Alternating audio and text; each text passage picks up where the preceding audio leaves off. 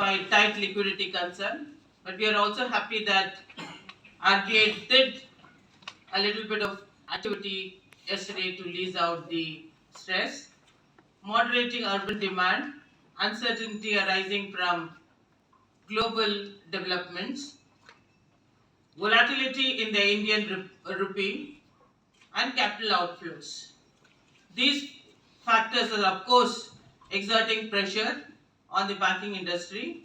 However, positive developments such as the recovery in the rural demand, higher agriculture growth, and a little bit of gradual easing of inflationary pressures are expected to support the economic growth in the country. All of us are looking towards Viksit Bharat for 2047, and a lot of things needs to be done by all of us. Now let me just take you through the bank's performance for the quarter ended December 24. We remain steadfast in our commitment to sustainable growth with a balanced focus on top line and bottom line performance. Our strategy prioritizes profitability and operational efficiency rather than aggressive growth. The bank delivered a strong performance in key areas such as asset quality, capital adequacy, and profitability, ensuring long-term value for all stakeholders.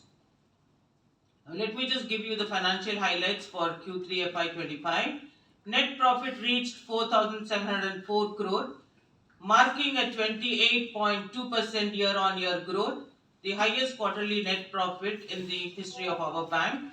For the 9 months ended December 2024, net profit stood at 13,000 crores, registering a growth of 25.8% growth year-on-year compared to the full year FY24 profit of 13,648 crore. Return on assets improved to 1.3.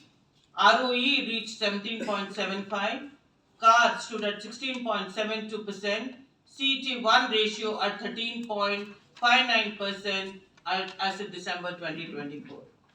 Now, as regards asset quality, gross NPA reduced by 98 bips YOY to 3.85. Net NPA improved by 26 bips to 0.82%. PCR increased by 88 bips to 93.42%. Credit cost stood at 63 bips and the slippage ratio improved to 89 bips. Now let's go to the guidance what we had given to the market at the beginning of the year and where we are as per the guidance. While profitability and asset quality metrics remain in line with our expectations, there has been a moderation in the business growth during the last quarter. This is largely due to the conscious decision that the bank has taken to cut high cost bulk deposits, which impacted terminal growth numbers. As a result, deposit growth has moderated to 3.8%, leading to a slower pace of growth in the advances, that is at 5.9%. However, in terms of if you look at the averages both in deposits and advances, the average numbers have grown sustainably. Year on year, we have seen a growth of 7.6% and 10.9% in deposits and advances respectively, reflecting the resilience in our business expansion.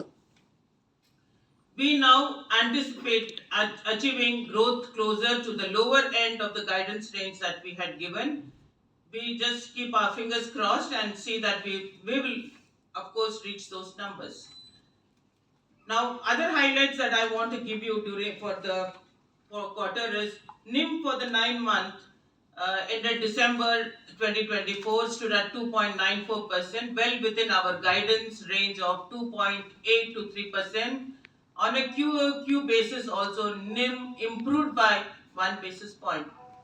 GNPA currently at 3.85%, already is below 4%, which was our guidance. Slippages and recoveries, gross slippages for the 9 months stood at 9,506 crores and net slippages, if you look at, it is about 8,941 crores, while gross recoveries reached 10,800 crores, aligning with our annual guidance and demonstrating our commitment to maintain recovery is consistently higher than the slippages.